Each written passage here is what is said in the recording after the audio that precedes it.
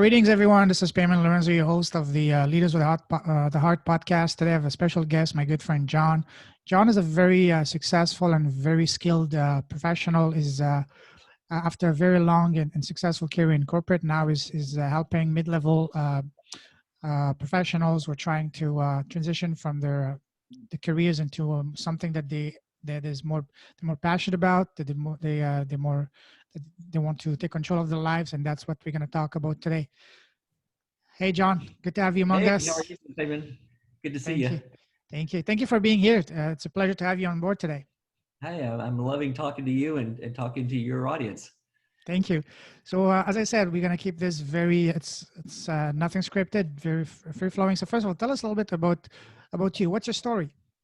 Yeah, so I come from a 30-year career, corporate career. So I spend a lot of my time in working in Fortune 100 companies as a global marketer, traveled the world, Wow. doing marketing strategy, and had a great career. I got to a point in my career though that I felt like I had gone as far in my career that I wanted to or that I could. And I knew that I had a lot of skills that were valuable.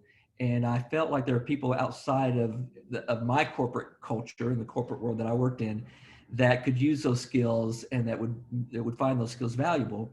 And so I left my corporate position back in 2010, and I became a consultant and a coach, helping people, mainly people in their mid-career who feel like that they are maybe stuck, maybe not appreciated as much for what they contribute as they would like, and that they know they can, and want to do something that helps people grow and transition in their careers and in their lives. And so that's the kind of people that I work with. I teach them how to be coaches and how to build their own programs using their own skills and knowledge and experience so that they can be of service to other people and also make a great living doing it.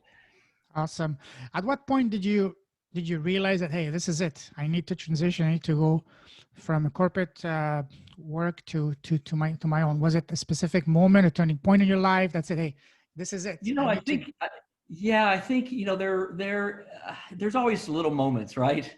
That you have little hints in your spirit that you're just not where you ought to be. But if you're in a corporate world and you've got the golden handcuffs and you're making a lot of money and all that kind of stuff, Yeah. it's hard to listen to that little voice, right? Mm-hmm. So I would suppose that the inciting incident was at a time where I was bringing in millions and millions of dollars into the company I worked with from what I was doing. But the company decided that it needed to, the industry was kind of going through a change, and the company I worked with felt like it needed to make some changes as well. So they wanted me to do my same job, but everybody at my level, they wanted to cut their pay by 20% to do the same job.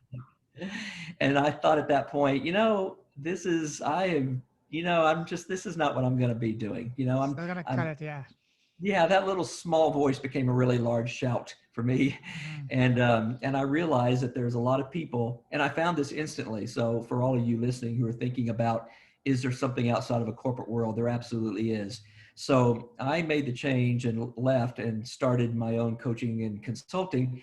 And almost immediately, within several months, I more than doubled my salary by doing the same things basically that I was doing in my company, but doing them for several people who thought that I was brilliant for what I was offering them. Oh, yeah. So that was a big aha moment for me, and should give comfort to a lot of people who feel like they're stuck in a corporate job and don't know that can't really translate the value that they bring into something different than what they're doing.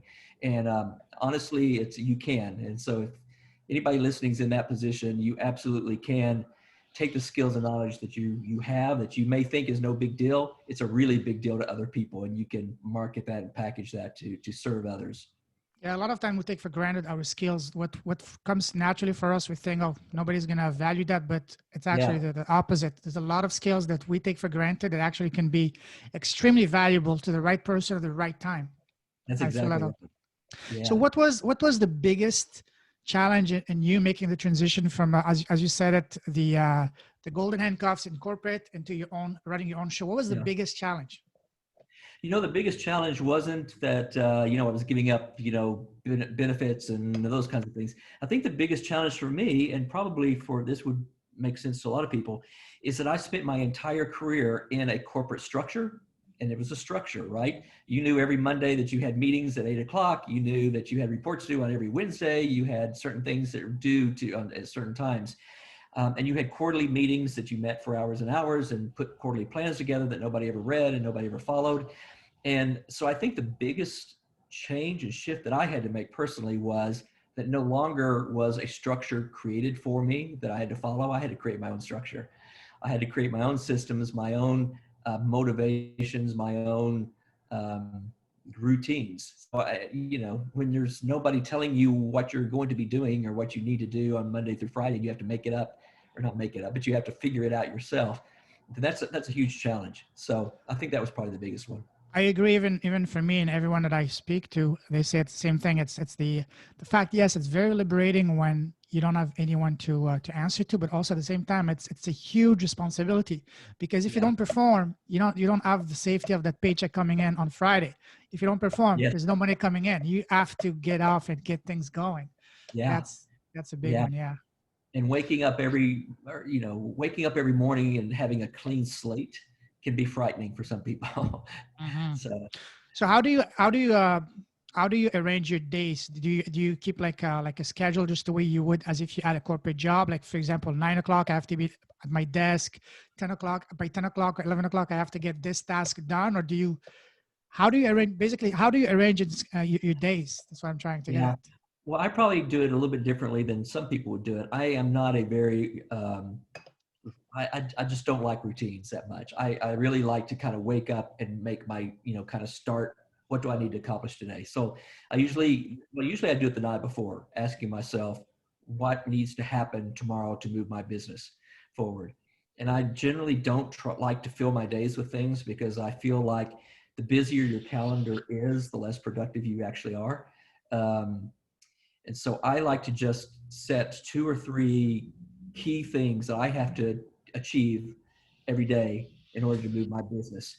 And I feel like if I can really move the needle by doing 3 things, I've done 3 things really well.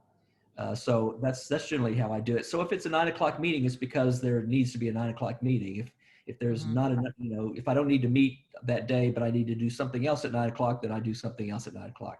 Cool. But I think that's sort of the beauty of being out on your own, in the sense that you get to create what your day is like, which gives you a lot more freedom and creativity to create what you need to create, rather than just doing busy work. Have you found yourself to be more productive now that you're working on your own? That you're not building someone else's dream, but your own? Have you noticed that? Yes, but I think it's yeah, but I think it's what I do is more productive. So I'm not Mm, checking boxes anymore. In your corporate world, you had to check a lot of boxes during the day to keep somebody else happy. I have to sure. keep myself happy, myself motivated. So there's not all of the busy checking boxes anymore. It's really the things I do. I feel like I do every day are meaningful things, not trivial things. So, what's your why? What's fueling you in the morning? What's making you when you wake up? Is making you, hey, today I have to do this. What's basically Yeah. what is your why? Yeah. Well, my why is I tell you where I get my biggest joy in life is helping somebody find some sort of transformation. So if I am, and I did in the corporate world, that's where I got my most satisfaction. I was in the advertising business, so I did a lot of branding, corporate branding work, and helping companies see an aha moment for them that was going to change their business was really exciting for me. And uh, but uh, but now I get to do that for people. So I get to have conversations with you, and maybe in this conversation, or when you're somebody in your audience, I'll say something that gives somebody an aha moment for themselves, that gives them permission to think that they can do something greater than what they're doing now, or they can achieve more than what they're achieving now. And I think the big thing for me is, and it may be kind of an age thing for me, is that this is sort of my motto: it's never too late to be who you Mm, always knew you could be. And I kind of live with that every day. It's not too late to be who you always knew you could be. that's so true. That's so true. What is your your most unique skill, the thing that you're really, really good at in your business? I'm really good at helping helping simplify complicating things. So I know that a lot of people who coach feel overwhelmed by what they think is the complexity of what they need to do, or if they're trying to make some sort of transition in their life, it's overwhelming. It can be, and so I think what I'm really good at is helping people understand that just those small incremental things you do can have a huge impact. So you don't have to do a million things and complicate your life. You just have to do the right few things at the right time to make a huge difference in your life. And I think that's where I really feel like I also am a guy who can read people pretty well. So I have a lot of, I think, God-given empathy and ability to kind of read and understand and empathize where people are and help them through that. So. That's an amazing gift to have for sure. Um, Now let's talk a bit more about your business. Can you tell us more specifically about what you do, how does your program work, and so on and so forth? Sure. So as I said, I help mid-career men and women professionals who are, between the ages of 30 and 45, who feel stuck in their careers and feel like that there's more out there for them to do, that they can achieve more, but they just don't know exactly how to do it. I'm going to just give you a plug only because it's relevant for this, but I wrote a book on this subject called Shift. And this is a business storybook, and the character in the book is my ideal customer. It's the people who I'm coaching now. But this character in the book, his name is David Jericho. He was the guy in college that everybody thought was going to succeed. Of all of his buddies that he hung out with, they all thought he was going to be the only one of their group that made it. And here we are 15 years later, and David is the only one in his group who did not make it, who is stuck in his career. And so this book is about his journey in trying to figure out what his next steps in life and how he could be the success. And he learned some principles that help him move him from where he is to the career and the life that he wants. And so that really summarizes what my coaching business is. I work with those kind of guys, David Jericho's, who are mid-career, who know they can achieve more, who feel stuck and stymied by where they are, and are looking for another way to achieve what they know they are able to achieve. So, tell us more about your. I'm interested to learn more about your program. For example, how does it work? For example, let's say I'm interested. What's the onboarding process, and is your course more like a membership, a mastermind?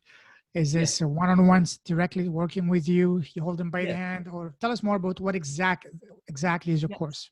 So I offer, again, I offer people in that, my ideal clients, I offer a 12-week program that Mm-hmm. is helps them develop, use their skills and their knowledge that they already have and help them package it into a coaching business.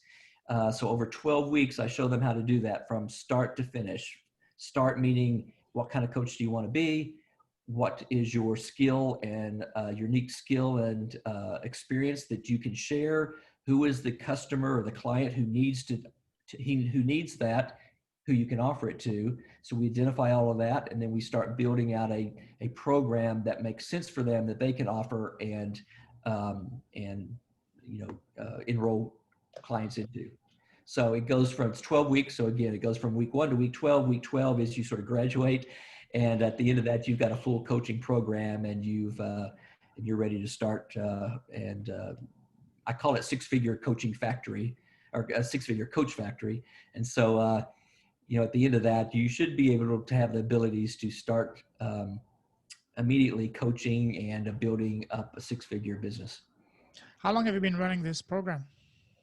Well, this is a fairly new program, but I've been coaching these same things over the past several years. And this one, I just started this particular class in the fall. So it is Okay. just starting. And, I've had a few people through it, but I'm starting sort of my second round of people. So. Okay. What's your most satisfying and fulfilling success story from your course so far? I think one of the most fulfilling ones I had, and it has nothing to do with monetary gains that somebody made, but it really has Mhm. to how they felt about their future. So an example is there's a woman that I worked with in Italy who was in the corporate world for many, many years. And she came to me and she said, I feel like I'm a jack of all trades, but a master of nothing. And I don't know that I can continue doing what I'm doing. And I don't know what I would even coach. And so I think the biggest transformation was helping her recognize how many skills that she actually had that she didn't appreciate that were valuable and that she could use. And so we identified those and we built a program around that. And, beyond just building the program, just from a personal point of view, it was transformative for her because no longer did she feel like she was, you know, eh, you know, she felt like she actually had something of value that she could share where she didn't really feel that before. And to me, it's not the income part of it. To me, it's that transformation that really gets me the Exactly. most. Seeing somebody go from hopeless to hopeful, from confused to clear. That's really to me the most valuable thing. I agree. And just as I said earlier, it's all about, as I said, we all have our own unique qualities and skills that we either have been born with, but some that we've learned to our studies, and some to our professional experiences that we take for granted. And we just need someone to help us not just identify them, but also to realize that, hey, this is actually valuable. People will be benefiting from it. Not only that, but they will be gladly paying for it. We need Yeah, people need someone to help them, to coach them with that, but also to provide them with clarity, because what a lot of people are lacking, myself included sometimes, is a clarity, because we need a second opinion. Just like for anything, you need a second opinion. In that case, yeah. you need a second educated professional opinion from someone that actually is a pro at that. And that's exactly what that's great to hear that you're offering. Yeah. Yeah, and I think and that's the reason why, and I didn't mention this, but that's the reason why in my 12-week program I walk alongside. So it's not a program where you watch a tape and you do something. I'm with you on the phone. We're working on this together. We're building this together, and I'm kind of holding your hand through the process, because I think people are going from knowing nothing and being nervous and fearful about how to do it to they need somebody to hold their hand and help them through it. So I'm a true coach in that sense, is that I really walk hand in hand with my clients. What's your vision with this project, with the business of yours? What kind of impact would you like to have with this? Well, now I'm working one-on-one with people, and so that is great, but it also limits how many people I can work with, and so it limits how widespread, I guess, my influence can be.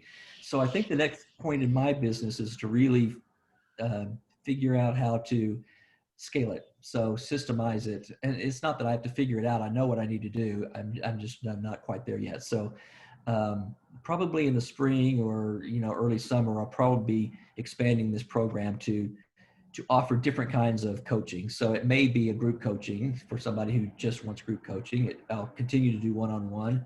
I'm certain that there will be people in my group who will want to continue on after 12 weeks, and so I'll be adding programs on to help them to continue to nurture their business and grow their business. So Okay, cool, and awesome. I wrote a book. I'm sorry, I don't mean to No interrupt. I worries. wrote one book. I would love to write another. I really found a lot of enjoyment in that, and I think when I see people, I get people reading this book and they'll tell me, "I I thought you were writing this about me." so so that is a great sign that I'm hitting it right. That was my Um, next question. Was there anyone that inspired you to write this book? Did you write it because based on your own personal, what you went through in life, or someone in your life that inspired you to write that book? Tell us more about the I genesis of think this book. Sure. I think my experience drove me to write it. And I think that the character David Jericho, I think there's a little bit of David Jericho in all of us. Sure. So I wrote about things that I know that I've experienced. It's not exactly my story. The company that's talked about is different, and the industry is different. But I think the experience and the feelings and the challenges that I wrote about and that David Jericho, the character, goes through are very similar and very relatable. He's got a boss that doesn't appreciate him, that's always sort of undermining his abilities to do what he's being asked to do. He's got a team that he has to build up that is disillusioned. He's got a company that's going through a difficult time, and so everybody's job is threatened. He's got he's challenged to make the biggest sell of his entire career, but not given any support to do it. You know, all those things that we've all sort of been through and have had experienced, Sure. and you know, so it's that kind of book. How long did it take you to write the book from start to finish? You know, everybody is amazed by this, but I started it in January, Of and this I year? finished. No, a couple years ago. Okay. I started it, the year that I started it, it was in 2018. So it was in 2018. I started it in January, and I finished it. It was published, edited, and everything by August, which Wow. is incredibly fast.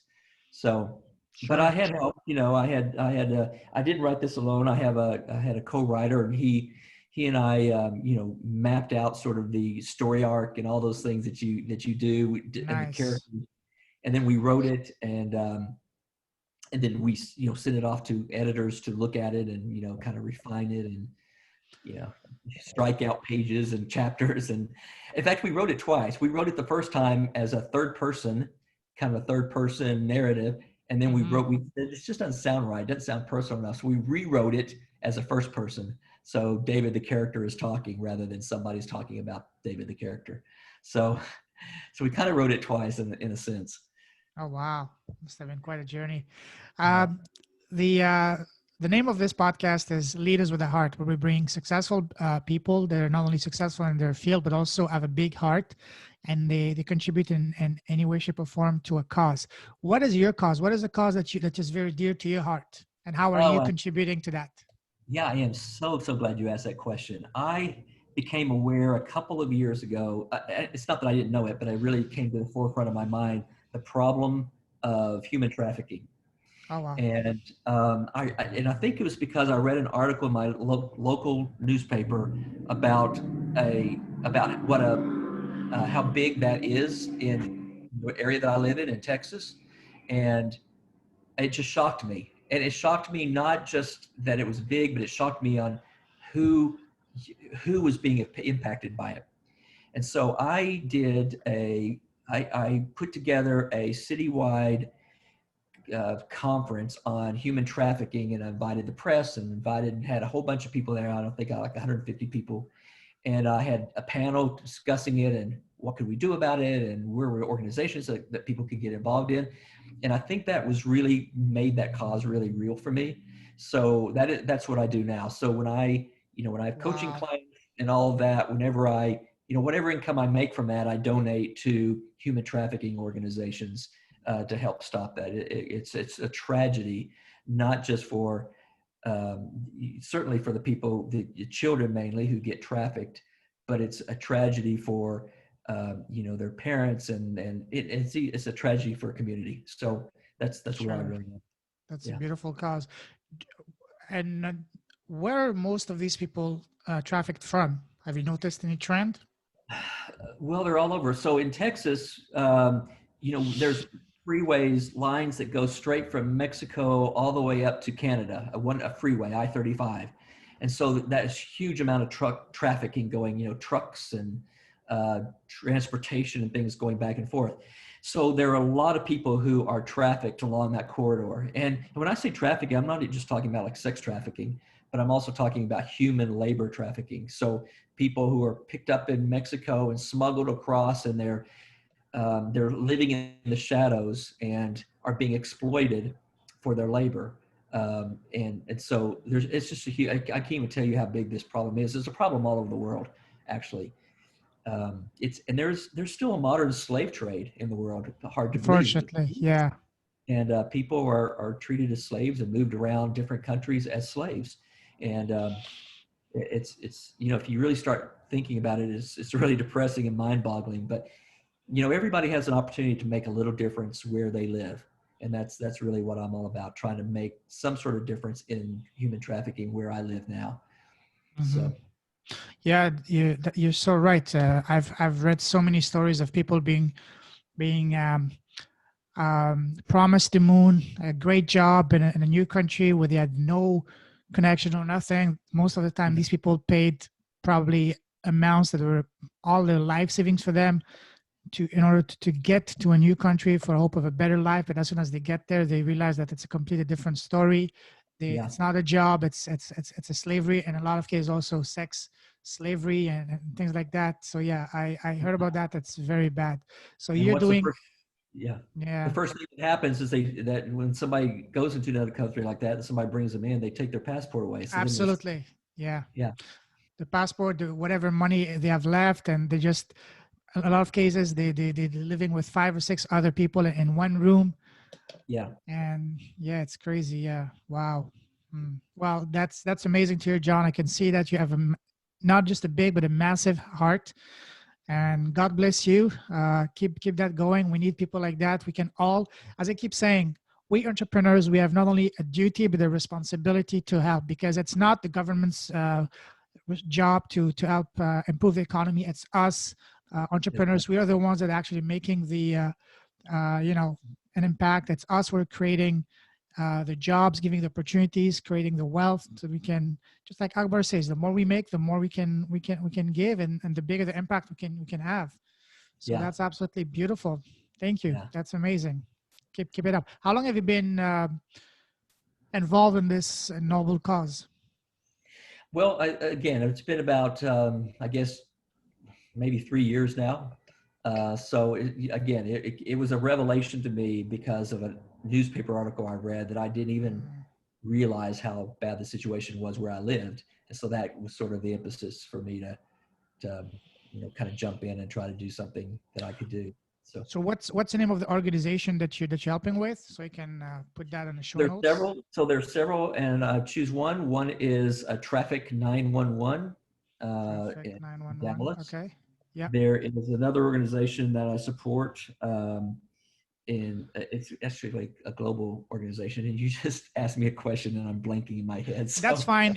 If you don't remember the name, that's fine for now. You can send it to me later. I'll just put it on the show notes later on. That's fine. yeah, Okay. So yeah, you said traffic 911. Okay. I'll definitely put that in the show notes. yeah. All I'll right. send those to you so that you can. Yeah. No, Sorry for about sure. Don't that. worry. No worries. No worries. Under pressure, So, I'm oh, buckling. absolutely not. No, absolutely not. Absolutely not. Don't worry. We appreciate what you're doing. Keep it up. And because you know, the I read a quote not a long time ago that really changed the way I see things, is that the two most important dates in a person's life is, first, when we are born, and second, when we find out why we are here, what's our Yeah, mission, what's our purpose. And the moment we do, we're a completely different person. Everything yeah, changes. We yeah, really put our focus, our energy towards what really matters, because sure, it's yeah, nice to have all the money in the bank, all the materials thing, all the toys, but it has to be something much bigger than that. It's much bigger than us, it's, and yeah, when you do that, that's when you feel for me personally, the time I felt the more fulfilled, the more joy is not when I had personal success or whatever. It's when I actually help someone. You look them in the eyes, and the yeah, eyes of the tank of gratitude you see, the genuine smile you see, that gives, just even now, just thinking, I get the goosebumps. It's almost like an orgasm for the soul. Nothing that can come close to that. yeah, You know. yeah. That's right. So. Yeah, I mean, there's no. I don't know that I've ever met anybody who is successful. Anybody who I've never met anybody who was completely happy when they were solely focused on material success. Let me put it Hmm. that way. I have met a lot of people who are totally miserable. The more money they make, the more miserable they get. Oh yeah. Uh, so that's certainly something we should avoid. Speaking of quote, is another quote. Last one I will share with you is that someone was asked, "What is your definition of success?" So everybody came up with all kind of different, great, uh, replies, but the one that really stood up to me is that, for me, success is, if, as a result of me being here, if one human being was able to breathe and to live and smile because of me, then I will feel that I have been a success on this planet. My time has been fruitful and productive in here, and I so agree with that, because Yeah, it is much bigger than us. yeah, yeah, for sure, Mhm. for sure. Beautiful. Awesome. And just before we finish, I want to let's have some fun. I want to throw you a curveball. Are you a fan Oh, of sports? And what's your sport? I like them all. I'm not an expert in any of them though. All So, right. So, okay, I'm gonna throw you a curveball. So, tell us one thing that is really unique about you that really makes you John, being the John that you are. What is really something really unique about you, special about you that not many people know, but deep down that's a big part of who you are. and this is related to sports. So anything, no, no, relate to Oh, anything. okay. No, no, not sport, not sport. Just I just use Oh sport as an goodness. Okay. analogy. Yeah, yeah. Well, you know what? I'm going to tell you something that's really kind of maybe an oddball answer to this, but I, I am somebody who I feel has his whole life has been led by a series of things, destiny, kind of. So, and I'll tell you why I think that. So, I was born in Fairbanks, Alaska, which is kind of a Oh wow. an odd place to be born, but because my dad was in the military, my the doctor who delivered me was a doctor by the name of Dr. Douth. It doesn't matter. But 20 years after he delivered me, I ended up marrying his daughter. Oh wow, beautiful. It was sort of one of those sort of Okay, things that fairy just, tale. That yeah, alone, you should write a book on that. Seriously. yeah. So when we've been married for 35 years, so it's just those moments where if my father hadn't been stationed in Alaska, and if her father hadn't been stationed in Alaska, that would have never happened. So I just feel like, and I think I'm not probably unique. Everybody has those sort of moments where coincidences or things happen that just really change the course of their life. But that was sort of like a big one for me, because everything from that moment, the day I was born, till now, wouldn't have happened if that thing had not happened. So that, I mean, that's it. So Yeah, that's a beautiful thing. Life is very funny in that way because, again, as you said, if your father wasn't stationed there, if her father wasn't stationed there, then something yeah, as simple as just that we think is complete random, whatever. It's not nothing random. Nothing happens for no reason. Everything is as a reason. So when I people, believe that. Yeah. everybody that we meet for a reason. And yeah, you know what? You know why I love that so much, and the reason I appreciate that and recognize that, because it really, here's what it does for me. So every day, whether it's a good day or something goes well or something doesn't turn out the way I hoped it would, I don't fret so much about it, because I have the perspective that there's a reason why it happened the way it happened, right? It's a Uh, learning. Yeah, yeah, yeah. So, if I don't know. Everything's a learning. So I try to take that absolutely. and I try to learn what is the learning here. That big project that I tried, that client that I lost, that project that didn't go through. This is good to do, but I don't try to take it as a personal failure as much as I try to look at, okay, what happened? What can I learn? So then the next time it happens, because it will happen again, things happen in circles and over and over again in your life, then I'll have a better understanding about how to actually handle that and what to do in that situation. Yeah, just like the saying says, you either learn or you earn. It's never Yeah, a failure. It's never a waste. yeah, that's right. Or as we say Yeah, in French, when one door closes, there's five other that opens on the other side. yeah, that's So, absolutely right. So so that's amazing, John. It's been an absolute honor and pleasure to have you here today. Amazing, thank you. amazing. I knew that from our interaction on the group that you were someone worth to bring in. And after talking to you for the past half an hour, I feel that I was right. You're definitely someone really Thank you. special on a special purpose. Especially, I love what you're doing, which is not only helping people stuck in the corporate career to try to help them do something that's more meaningful, that gets them more energized, but also what you're doing with helping victims of trafficking, which is an absolute horrible thing that still happens in this day and age. That's Yeah, absolutely amazing. So keep it up, keep trucking, keep going ahead. You're doing the Lord's work on this planet. So God bless, my thank friend. you.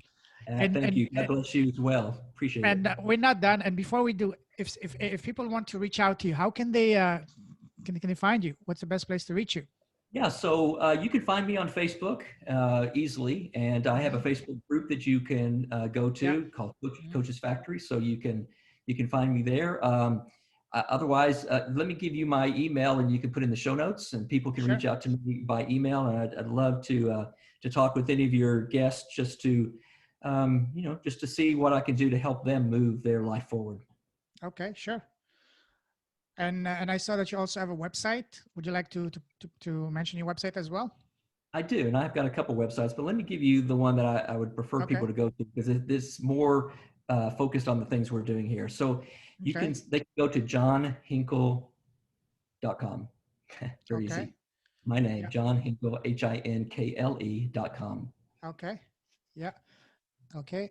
So your Facebook page, which is Coaches Factory, as Yeah. well as your website, John Hinkle. Okay. Do you have a Yep. podcast by any chance? I don't. That's one of the, again, you asked me where I saw my business in the future, and that may be something that I do. I haven't been as brave as you are in doing that yet, but maybe I'll Yeah. get there. Maybe I'll ask you to coach me on how to do that.